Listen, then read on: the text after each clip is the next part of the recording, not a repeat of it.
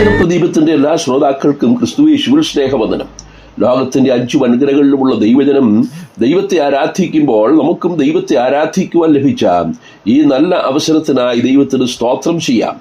ഇന്നത്തെ ചിന്തയ്ക്ക് ആധാരമായി തിരുവചനം ദിനവൃത്താന്തങ്ങളുടെ 1-ാം പുസ്തകം 16-ാം അധ്യായം 31-ാം വാക്യമാണ്. ദൈവത്തിന്റെ നിയമപ്പെട്ടകം ദാവീദിന്റെ നേതൃത്വത്തിൽ ഓബേദ് ഏദോമിന്റെ ഭവനത്തിൽ നിന്നും തിരികെ കൊണ്ടുവരുമ്പോൾ സംഗീതപ്രമാണിയായ ആസാഫും സംഘാംഗങ്ങളും ചേർന്ന് പാടിയ ഒരു പാട്ടാണ് 1 ദിനവൃത്താന്തം 16-ാം അധ്യായം. ഫെലിസ്തീർ ഇസ്രയേലിനെ പരാജയപ്പെടുത്തി പിടിച്ചെടുത്ത പെട്ടകം വ്യവസ്ഥപ്രകാരമല്ലാതെ മടക്കിക്കൊണ്ടുവരുവാൻ ശ്രമിച്ചതിനാൽ വണ്ടി തെളിയിച്ചിരുന്ന ഉസ മരിക്കുകയും ജനമധ്യത്തിൽ വലിയ ഭയമുണ്ടാകുകയും ചെയ്തു. അന്ന് ദാവീദും ഭയപ്പെട്ടു പോയി എന്ന് വായിക്കുന്നു. ഞാൻ ദൈവത്തിന്റെ പെട്ടകം എങ്ങനെ എൻ്റെ അടുക്കൽ മടക്കിക്കൊണ്ടുവരണമെന്ന് ചിന്തിച്ച് ദാവീദ് ഭാരപ്പെട്ടു. ലേവ്യരല്ലാതെ ആരും പെട്ടകം ചുമക്കാൻ പാടില്ല. അവരെ ഏൽപ്പിച്ച ശുശ്രൂഷ അവരല്ലാതെ മറ്റാരും ചെയ്യരുത് എന്ന് ദാവീദ് കൽപ്പിച്ചു. അങ്ങനെ ദൈവത്തിന്റെ പെട്ടകം വയ്ക്കുവാൻ ഒരു പ്രത്യേക സ്ഥലമൊരുക്കി അതിന് ഒരു കൂടാരവും ചമച്ചു. പുരോഹിതന്മാരും ലേവ്യരും തങ്ങളെ തന്നെ ശുദ്ധീകരിച്ചു. സംഗീതക്കാരെ ആസാഫിന്റെ നേതൃത്വത്തിൽ പ്രത്യേകം നിയമിച്ചു. അങ്ങനെ ദൈവവ്യവസ്ഥ പ്രകാരം പെട്ടകം മടക്കിക്കൊണ്ടുവന്നപ്പോൾ ജനമെല്ലാം ദൈവസന്നിധിയിൽ വീണ് ദൈവത്തെ വാഴ്ത്തി സ്തുതിച്ചു. അപ്പോൾ പറഞ്ഞ വാക്കുകളാണ് 31-ാം വാക്യത്തിൽ രേഖപ്പെടുത്തിയിരിക്കുന്നത്. സ്വർഗം ആനന്ദിക്കട്ടെ, ഭൂമി ഉല്ലസിക്കട്ടെ, യഹോവ വാഴുന്നുവെന്ന് ജാതികളുടെ മധ്യേ ഘോഷിക്കട്ടെ. വാഴുന്ന ദൈവത്തെ ദൈവജനം വീണ് വണങ്ങി ആരാധിക്കുമ്പോൾ സ്വർഗം സന്തോഷിക്കുകയും ഭൂമി ആനന്ദിക്കുകയും ചെയ്യുന്നു. ദൈവം പ്രസാദിക്കുന്ന ആരാധനയിൽ മാത്രമേ സ്വർഗം സന്തോഷിക്കുകയുള്ളൂ. നമ്മുടെ ആരാധനയിൽ ദൈവം പ്രസാദിക്കുന്നത് എങ്ങനെയാണ്? ഈ അധ്യായത്തിൽ നിന്നും നമുക്കത് മനസ്സിലാക്കാം. 96-ാം സങ്കീർത്തനം ഇതിനോട് സാമ്യമുള്ള ഒരു സങ്കീർത്തനമാണ്. ആരാധനയിൽ ഒന്നാമത് നാം ദൈവമഹത്വം ദർശിക്കുകയാണ്. യഹോവ വലിയവനും അത്യന്തം സ്തുത്യനുമാകുന്നു, സർവ്വദേവന്മാരിലും അതിഭയങ്കരനുമല്ലോ. ജാതികളുടെ ദേവന്മാരൊക്കെയും മിഥ്യാമൂർത്തികളായിരിക്കുമ്പോൾ ഭയപ്പെടുവാൻ യോഗ്യനായ ദൈവം ഒരുവൻ മാത്രം. ആ ദൈവം സകലത്തിൻ്റെയും സൃഷ്ടാവാണ്. ആകാശത്തെ ഉണ്ടാക്കിയവനും ഭൂമിക്ക് അടിസ്ഥാനമിട്ടവനും സൂര്യചന്ദ്ര നക്ഷത്രാദികളെ അതാതിൻ്റെ ഭ്രമണപഥത്തിൽ നിയന്ത്രിക്കുന്നവനും സകല ചരാചരങ്ങളെയും പോറ്റിപ്പുലർത്തുന്നതുമായി ദൈവത്തെ നാം ആരാധിക്കണം. ബഹുമാനവും തേജസ്സും ബലവും ശോഭയും അവൻ്റെ വിശുദ്ധ മന്ദിരത്തിലുണ്ട്. ആകയാൽ ബലവും മഹത്വവും യഹോവയ്ക്ക് കൊടുപ്പീനെന്ന് തിരുവചനം നമ്മെ ഓർപ്പിക്കുന്നു. ആ നാമത്തിന് തക്ക മഹത്വം കൊടുക്കണം. രണ്ടാമത്, വിശുദ്ധനായ ദൈവത്തിന്റെ സന്നിധിയിൽ വിശുദ്ധിയോടെ വേണം കടന്നു ചെല്ലുവാൻ. വിശുദ്ധ വസ്ത്രാലങ്കാരത്തോടെ അവന്റെ സന്നിധിയിൽ ചെല്ലുവീൻ എന്ന് 96-ാം സങ്കീർത്തനം 9-ാം വാക്യത്തിൽ രേഖപ്പെടുത്തിയിരിക്കുന്നു.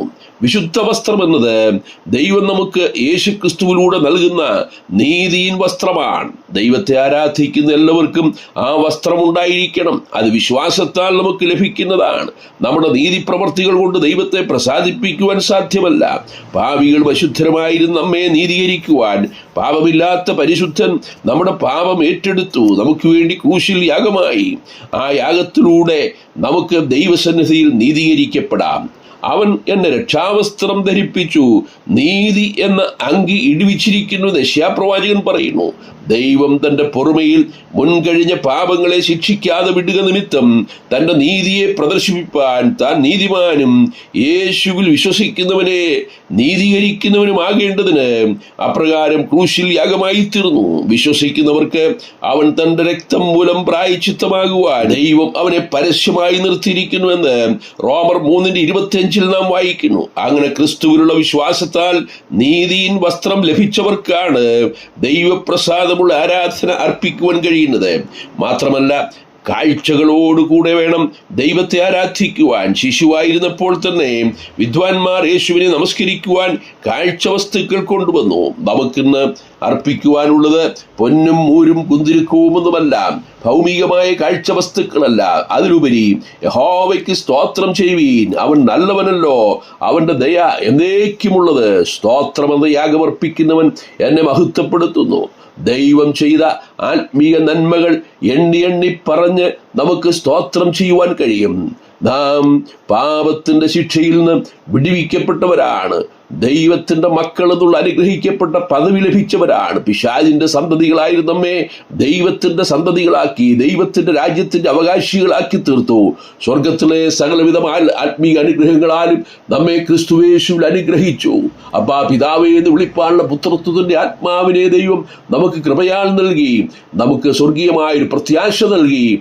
ആ നിലയിൽ നമ്മുടെ കർത്താവായ യേശു ക്രിസ്തുവിൽ കൂടെ നമുക്ക് ലഭിച്ചിരിക്കുന്ന എല്ലാ അനുഗ്രഹങ്ങൾക്കുമായി ദൈവത്തിന് മഹത്വം കരേറ്റാം. കർത്താവിന്റെ നാമം ഇന്നും എന്നേക്കും മഹത്വപ്പെടുമാറാകട്ടെ. സ്വർഗീയ പിതാവേ, ഞങ്ങൾ അങ്ങേക്ക് സ്തോത്രം ചെയ്യുന്നു. ഒരു കർത്തൃ ദിവസം കൂടെ അങ്ങേ ആരാധിക്കുവാൻ ഞങ്ങൾക്ക് ലഭിച്ചതുകൊണ്ട് സ്തോത്രം ചെയ്യുന്നു. വിശുദ്ധ വസ്ത്രാലങ്കാരത്തോടെ ദൈവത്തിന്റെ മഹത്വത്തെ അംഗീകരിച്ചുകൊണ്ട് ആ മഹത്വവാനായ ദൈവത്തിന്റെ സന്നിധിയിൽ ഞങ്ങളെല്ലാ നന്ദിയോടും സ്തുതിയോടും സ്തോത്രത്തോടും കൂടി അടുത്തു വരുന്നു. അവിടെ നിങ്ങളെ രക്ഷിച്ചതുകൊണ്ട്, അവിടുത്തെ മക്കളാക്കി തീർത്തതുകൊണ്ട്, ഞങ്ങൾക്ക് സ്വർഗീയമായ അനുഗ്രഹങ്ങളും അവകാശങ്ങളും നൽകിയതുകൊണ്ട്, സ്വർഗീയമായ പ്രത്യാശ നൽകിയതുകൊണ്ട് ഞങ്ങൾ അങ്ങേക്ക് എല്ലാ മഹത്വം അർപ്പിക്കുന്നു. ക്രിസ്തുയേശുവിന്റെ ധന്യമായ നാമത്തിൽ തന്നെ. ആമേൻ.